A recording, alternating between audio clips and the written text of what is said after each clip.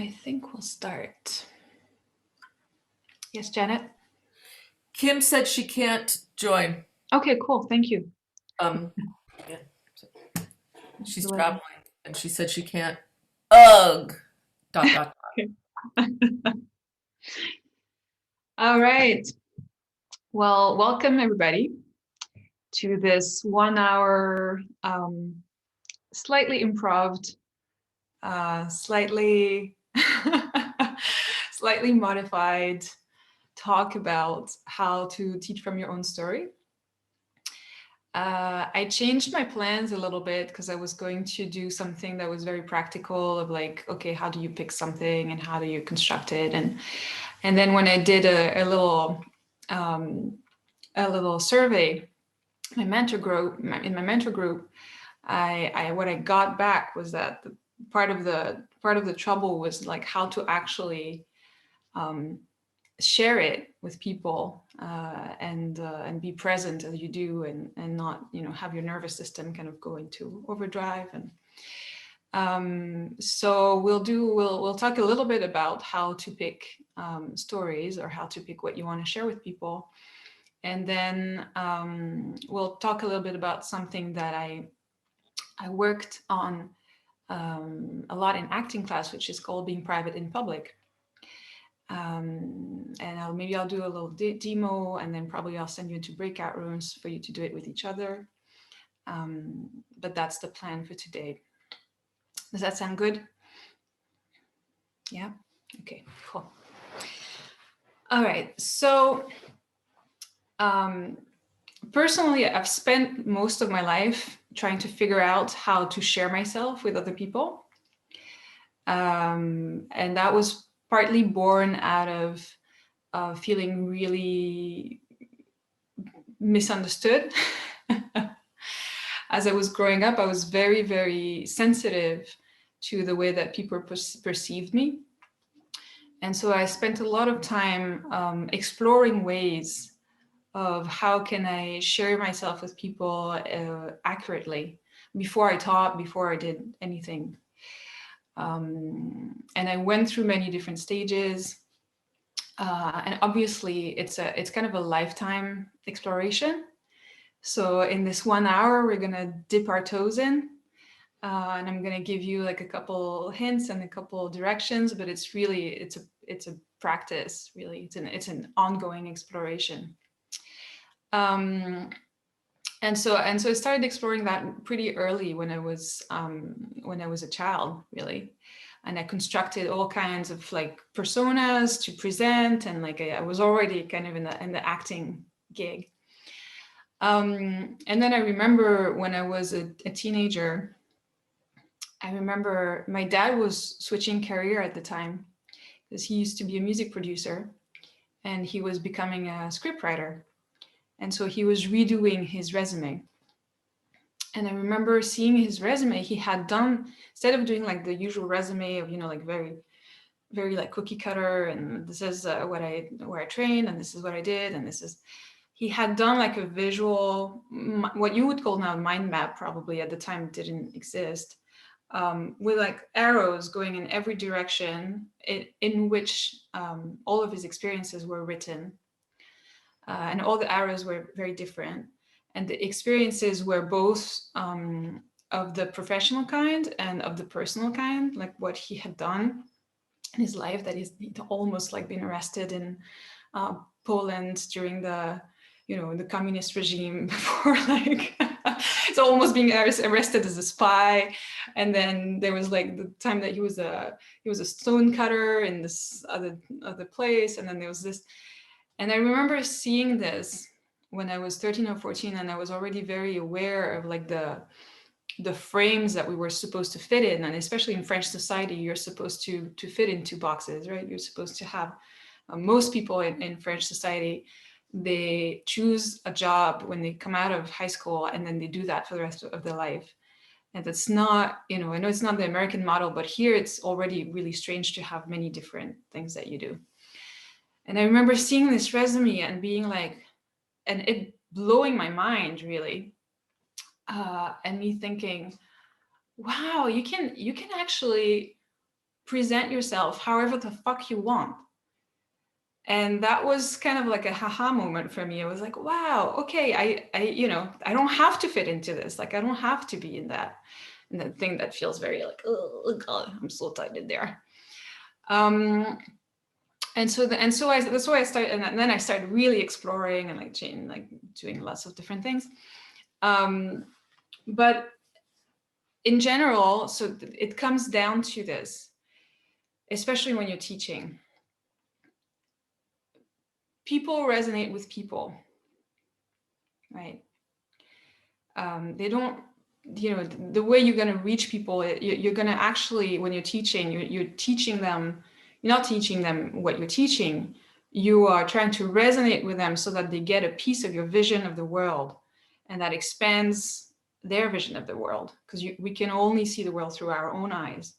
And when you get to share somebody else's vision, then that's really interesting, because suddenly you're getting new information, your subconscious getting new information, and all of those things are aligning for you to kind of like it's like you're adding, it's like a Tetris, and you're adding pieces, and you're like growing in that way. And so the idea is not, I see a lot of people, and I know it's kind of expected when you introduce yourself to say like, okay, I've studied with so-and-so, and this is what I've studied, and this is what I've said, and this is what I've done.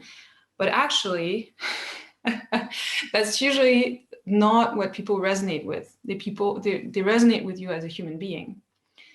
And so the question that I ask myself usually when I'm going to teach a class, and I don't really ask myself that question, to be honest, because now it kind of like comes naturally, and it's like it's become an organic process after practice, but it's comes down to that, is when was I born into what I'm teaching today? And I believe that we get born into what we do, what we teach, and who we are repeatedly through our lives, many, many times. And it starts in infancy, and it goes all the way to where you are now. And the first thing for me is to identify when was I born into who I am?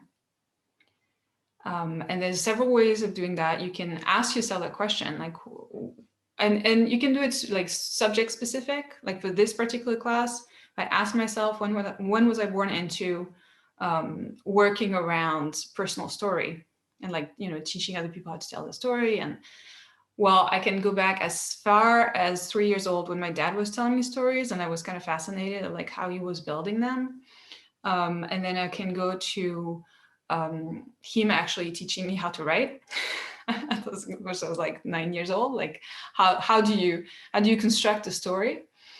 And then I can go to feeling very misunderstood in my teenage years, and having to figure out like who I was, and feeling very different, and having to figure out my own narrative inside that. And then I can go into being an artist and being on stage and acting school and all of those things. And I can go into writing a whole show about my own story and performing it. And so I have like many different moments in my life that I can choose from to illustrate or to feed what I'm trying to convey to you today. And I can choose from any of those moments. And I might choose before class, or I might choose in class, depending on how I'm feeling and what I want to talk about. And so I'd like you to do that now. I'd like you to take a moment to start. And you can, you can do it in a way where you're kind of looking at your life as a pawn, and you're seeing like what emerges from your life. What are the things that are very prominent for you? The moments, the feelings, the environments. It can be places, it can be whatever. Or you can ask yourself, when was I born into what I'm doing now? And it's never when I started studying it. If you ask yourself, when was I born into polarity? It's not when you met Gary or whoever you started with, studying with, and when you started studying it. It's way before that. And so let's do that, if you will, if that's okay with you. Yes? Sounds good? Can I just get some clarity? Yeah, sure. Okay, so we're thinking about like a subject that we're teaching and we want to think about when we were born into that. You can do that, or if you don't have a subject that you're teaching, you can think, when was I born into who I am? When And was I born into who I am? many, many, many things. And you don't have to find everything. If you find like 3 or 4, that's fine. Like you don't have to have three, you don't have to have more than 3 or 4 moments or stories or people or whatever you want to work with. Okay, thanks. Yes, Are Dave. they, Yeah. is this all for, let's say, 4 topics around the same thing, or different versions of, do you want like 4 different ideas of different pieces of who you are, Well, if you wanted to take like the subject of your presentation, for instance, Okay. and you can ask yourself, when was I born into teaching that? And then see what comes up from that, Okay. and probably each thing will address a different aspect of it.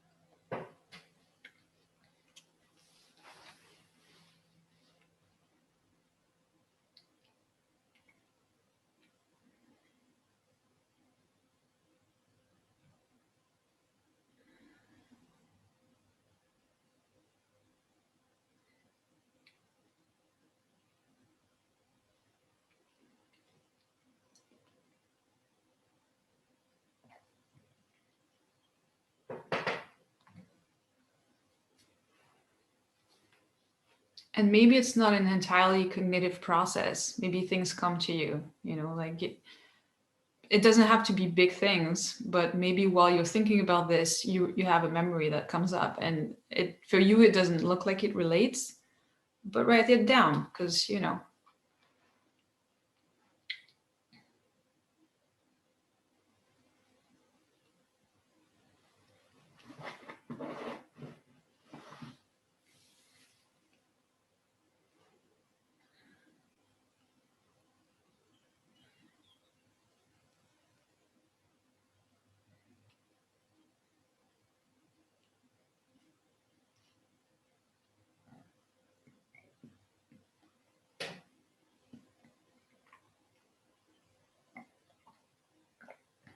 And when you have like 2 or 3 is fine. We're not going to go into much more, because you're only going to pick one anyway. It's just for you to have a choice.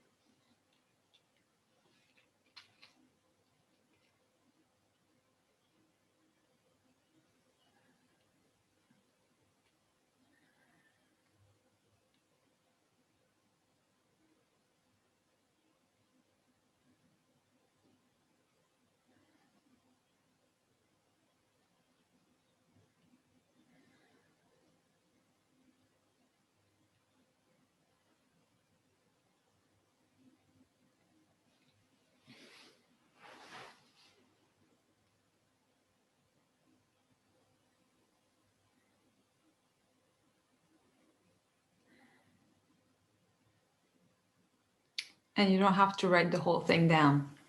Also, I should have said that probably. You can just write like, that day we're in this.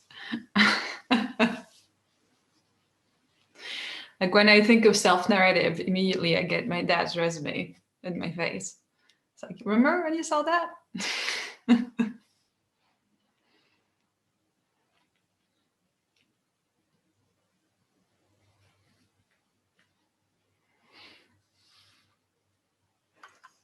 Okay, we're gonna take like 10 more seconds.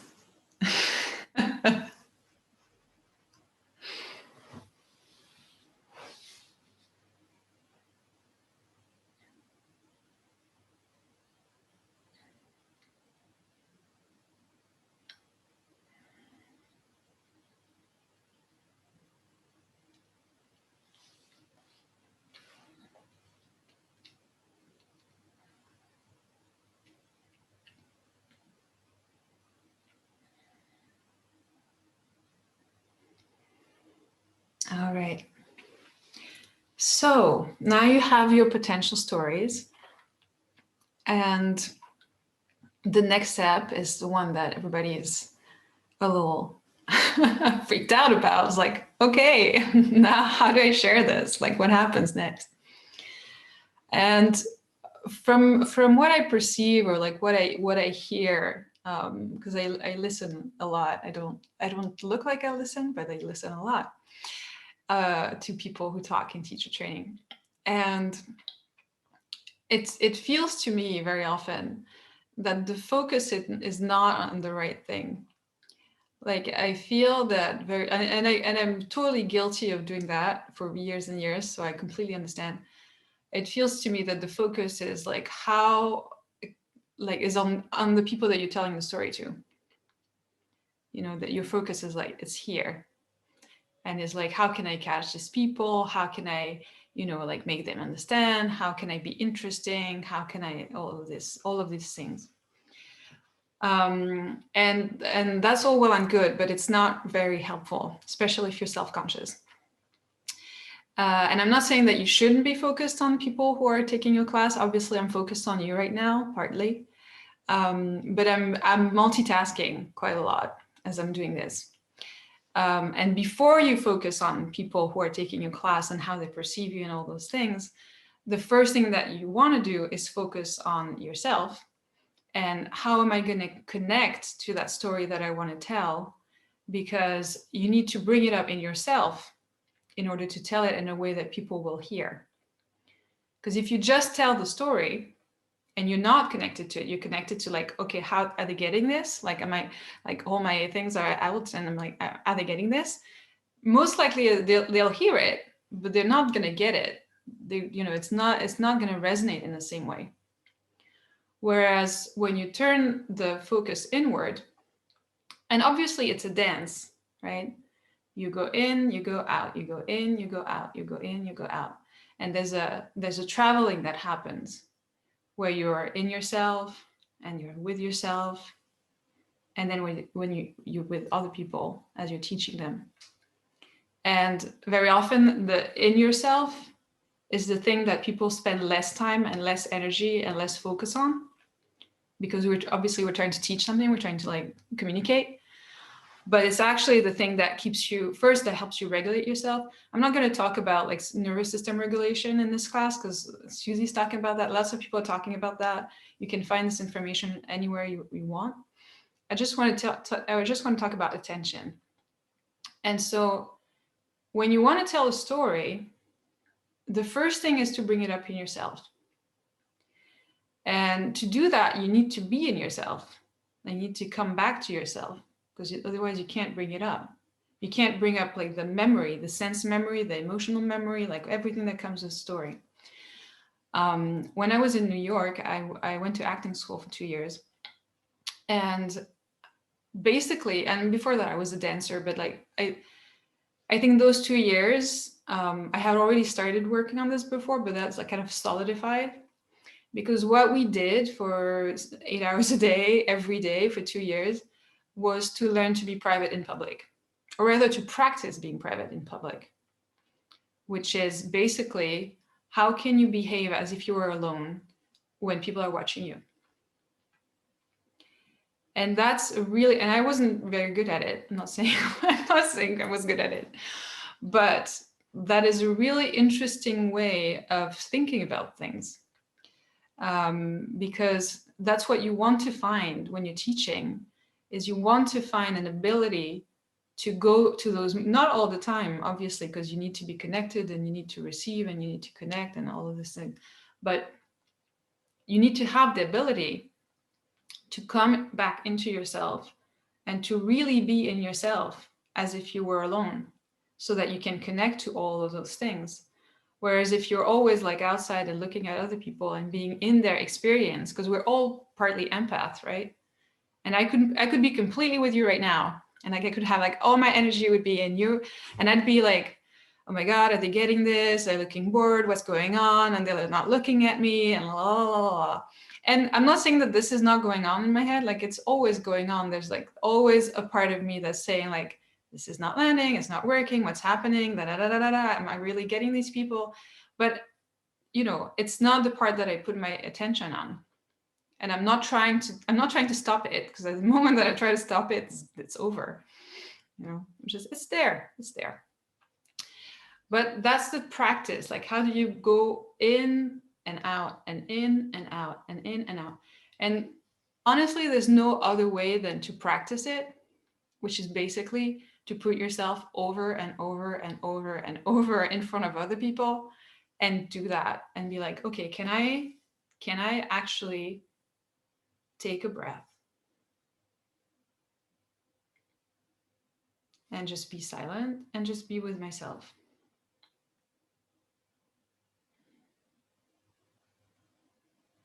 While you're all watching me do that, can I be in myself? And there's no other way to get there than to practice enough that you do it and you do it and you do it, and your nervous system and your subconscious gets the information you didn't die, you know. And maybe you had a terrible class and you didn't die, and maybe you had a class where people like hated you and it didn't die, and maybe you unraveled and like your whole like class plan unraveled and you didn't die.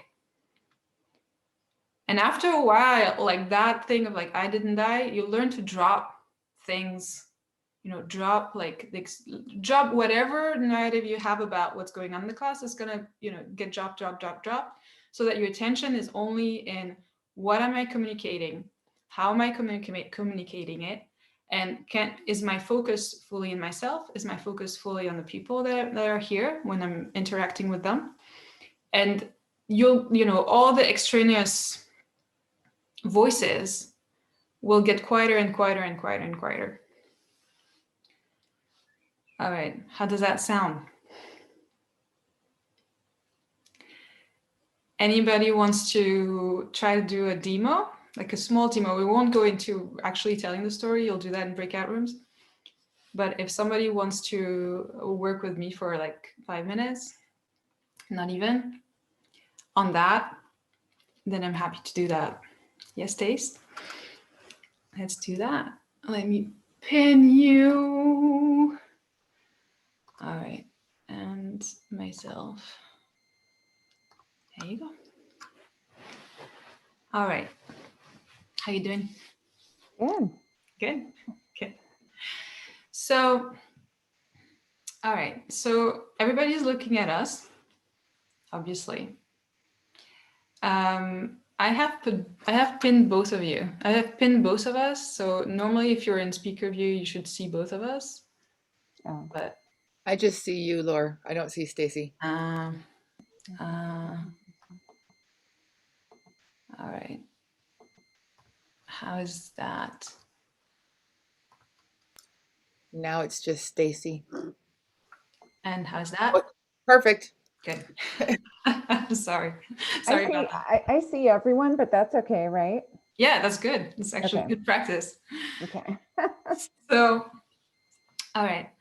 So as you're looking at everyone, can you be in yourself? Yes. Yeah. And can you feel in yourself what story of the ones that you have, you know, that you have chosen or that you have identified, which one would you feel like telling most?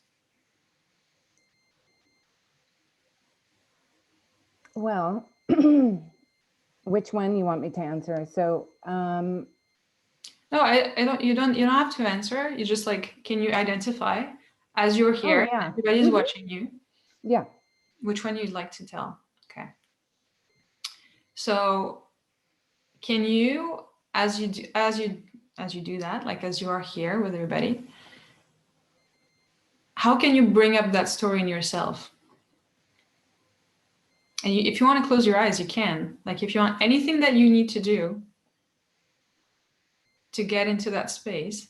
Well, it's interesting because it's not, I mean, it's kind of the story of my life. So I feel on the one hand very comfortable in it because this is just the whole idea of inside and outside and all of that is, I could name any point in my life that is dealing with that.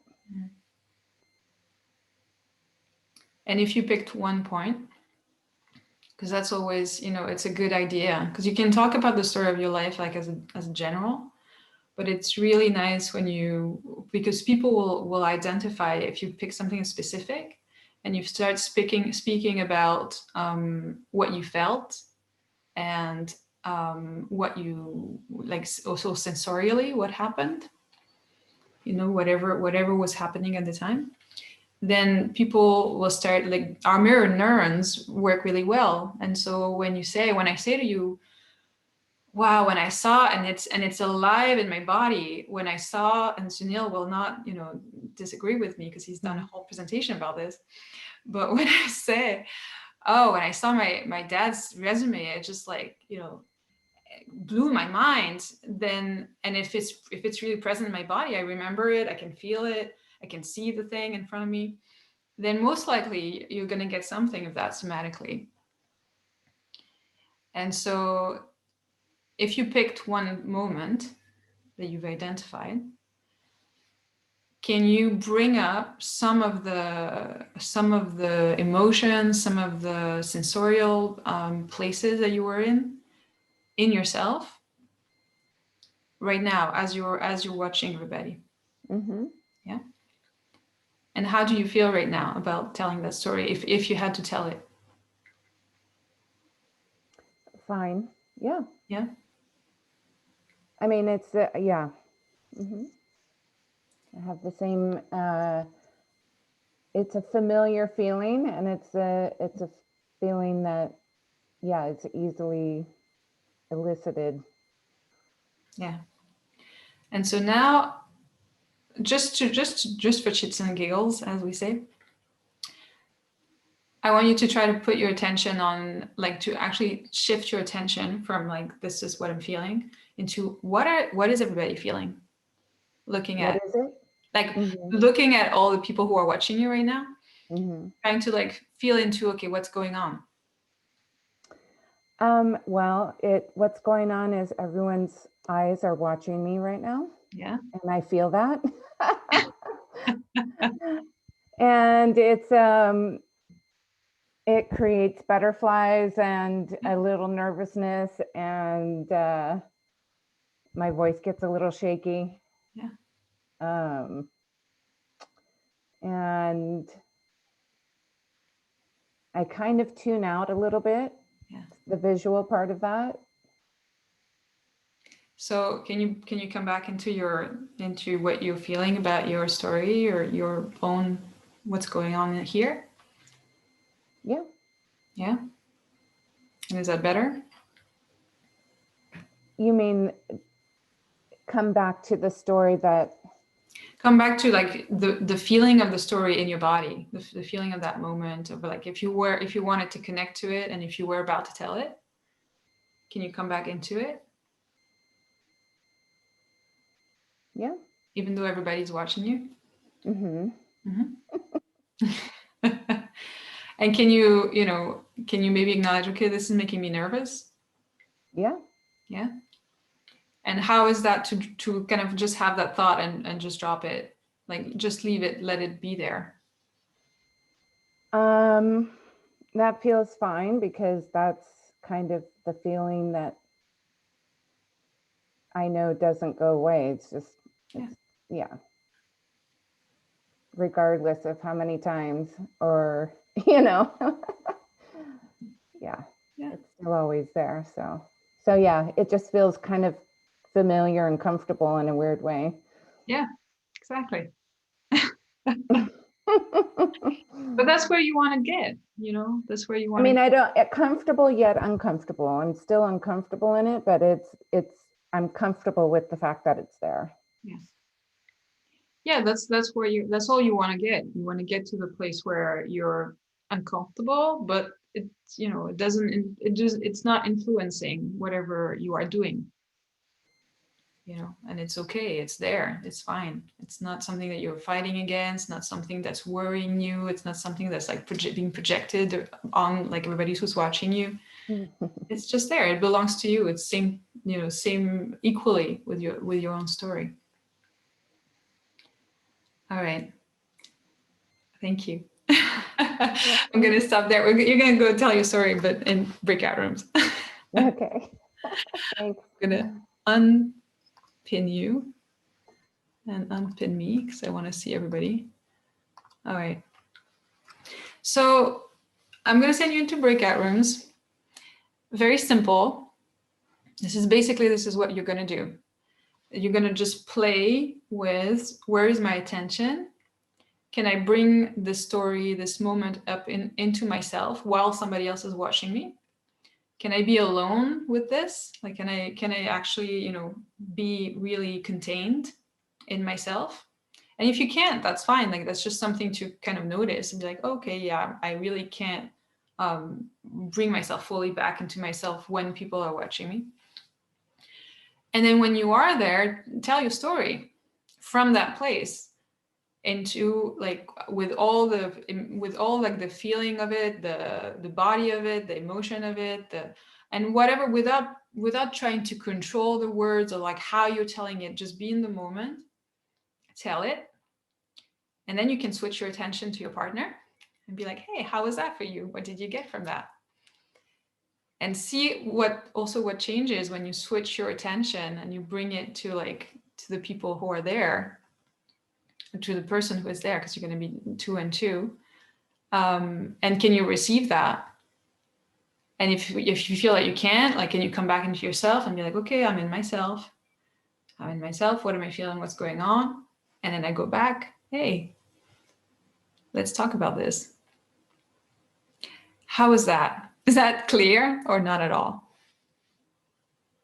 You can tell me, like, if you have question, if it's unclear. Yeah, Janet is like, I don't know. Can I just see if I got it? Yeah. Okay. So you're asking us to go into a breakout room with somebody else and tell our story, Yes. and then observing ourselves telling our story as we go, pay attention to them, and then go in and out of ourselves. So play around with that and bring our awareness to that. Is that it? Yeah, that's it. Okay. And the first thing you'll have to do is like be in yourself to feel, okay, which one of those stories do I want to tell right now? And so that requires to be connected to yourself, even if somebody else is there, so that you can feel into what do I want to do right now? Because it's really hard. For most people, it's really hard when somebody else is there. Suddenly, they can't access. And so it takes practice. It's a practice. It's like, okay, I'm going to behave as if I was alone for like a minute, for 10 seconds. I'm going to pretend that I'm alone. Okay, how do I feel? And if you need to close your eyes, you can close your eyes, whatever you need to do. And practice that dance that's like in and out and in and out. How is that? Janet, is that clearer? Do you need more? No? Okay. All right, then send you into breakout rooms. See if I can find them. There they are. And I'm going to create 3. And all right. So you're going to have about 20 minutes. So you have some time. And really take the time of that. And even if you don't get to tell your story, that's fine. It's really what I find interesting, or what you really want to explore is that notion of like, can I be alone with somebody? And can I be private in front of that person? And that's practice. It's maybe not going to happen like today, but it's a start. It's the beginning of something. All right. Clear? Last call for questions or clarification? No? Well, then go to your rooms. I'll send you a message halfway through.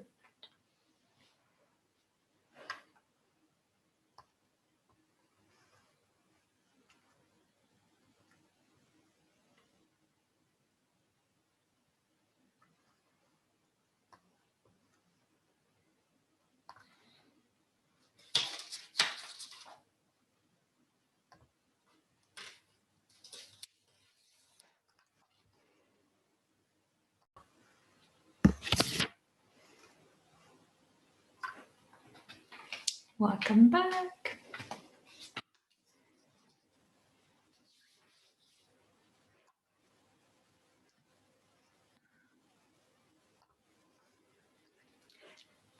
Welcome back, everybody. So how was that? Anybody wants to share? Did you feel what I was talking about? Did you get some of it? Like, I'm not saying like it was like I'm not saying it was a eureka moment, but if you felt some of it, that's good for me, because it's like that's like months and years of practice. So if you feel like just a little bit of it today, that's fine. How was your experience? If anybody wants to share. Yes, Fiona, go ahead. So yeah, I was with Shelley, and it felt, being conscious of what I was going back and coming forward, felt very much like there was a piece of elastic. Mm-hmm. As my character has a tendency towards being more forward, mm-hmm. I would notice it and then go back, and it was very nice to have that back and forth. And Shelley does it naturally, actually. Shelley is an experienced teacher. Yeah. But so does Fiona. Yeah, I think so as well. But did you feel that it made a difference in the way that you told your story if you got there? Definitely. To be really in yourself? Definitely. Yeah. Was it easier or not? It was, in my case, because it made me be simpler about what I was saying and not go off in these many directions that I'm very good at, but not embodied. Then it helped me to be embodied with the one thing that I was talking about. Yeah, it will do that. That's true. Like, I didn't talk about that, but that's actually something that it will do.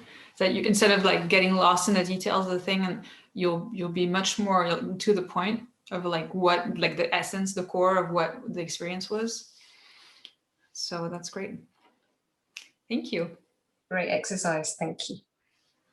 Anybody else wants to share from the other groups? Janet or Tennille? Go ahead. Yeah, I really enjoyed the exercise. For me, playing with the attention, it's like there's a sensation shift, like it's almost like from the body a little bit into something like the relational piece. And it's just like it's hard to put words on the energetic sensation of it all, but there is a noticeable like a lightness and a relational aspect to it. It's and then you kind of go back into something a little deeper and heavier, at least for me. That was how I was experiencing it today. Yeah. Cool. Thanks. Thank you. Janet, did you get a sense of it? Like, did you feel something from it? I felt something, yes. Okay, good. We had a very interesting experience. It's a really interesting exercise.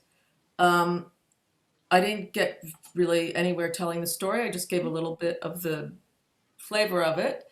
And then sitting there and just going through, like sort of cycling through the different states. Like at one point my mind was like really darting around all over the place. And then later on it just kind of went and got very still. Like if I'm teaching in front of a class, my hands would get really cold and clammy, and they were actually really warm. Cool. And they got warmer as I was going. So it was interesting. Like it's weird doing stuff through Zoom, but it's interesting just sitting one-on-one with another person and just sort of like I guess what came up for me in terms of a thought was just like, do I really want to let Nami see me, who I really am? Like, I don't even know who I really am. And just being with that sensation was pretty interesting. Yeah. Thank you. That sounds great. I like We that. actually decided we want to do this exercise regularly. Cool. Yeah, because that's, and that's kind of what I wanted to get at, is that I'm well aware that this was kind of an ambitious subject for an hour presentation, because as Sunil said, it's actually a hard experience to put into words. And it's something that is really about practice. And I'm trying to kind of like put hours and hours and hours of exercises of just being in front of a whole class and pretending that I'm in my room doing whatever I'm doing, which is like typical acting class exercise, into like this 1 hour of like, okay, let's do a 10-minute thing where you're trying to be just alone in public. And so that's, the more you practice it, and the better at it you'll be, for sure. Anybody else wants to share before we separate? We go each our own way. Yes, Stacy. What I noticed is that I found myself telling my piece and then looking to the other for engagement. And that's where I felt like, okay, am I with this person? Now I'm not with them when I'm talking. Now I'm with them and I'm not. So, but I don't know if that's just my own strategy to feel engaged, like, okay, is someone hearing what I'm saying or not, Yeah, that's okay. That's your own, you find your own relationship to it, and like what's good for you. And if you need to check it, you need to check engagement regularly to feel like, hey, there's someone there. And obviously, like I don't like go into myself for like half an hour in class, and I'm like, I am in myself, and right. not seeing anybody here. It's like that's not how it goes. It's like it's actually back and forth. Though I did that in acting class, where like literally for half an hour I have to be on stage and pretend that I'm by myself in my bedroom and doing whatever I would be doing in my bedroom, and I have to feel like I'm alone. And that's that's really interesting. It gets you to those places. That is. And it kind of reminds me of, like a toddler when they're out exploring the world and then they have to look back for mama. Is someone still there? Yeah. Or am I still, just exploring this on my own? Yeah. All right. Okay, so in the interest of time, because I'm 3 minutes over because we started at, oh, maybe I'm not, like I'm 1 minute over because we started at 3.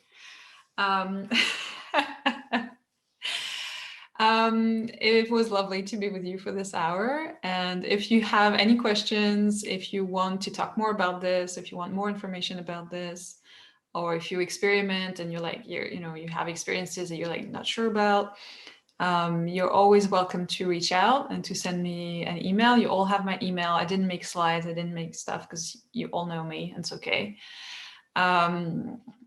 So please don't hesitate to reach out and to let me know, like if anything shifts also in the way that you introduce yourself to people, and like how you can use it, how you practice this, and how you use this in your teaching. I would love to know. And that will be it for today. And I'll stop recording. If you want to stay on and give me feedback, I'm happy to get it.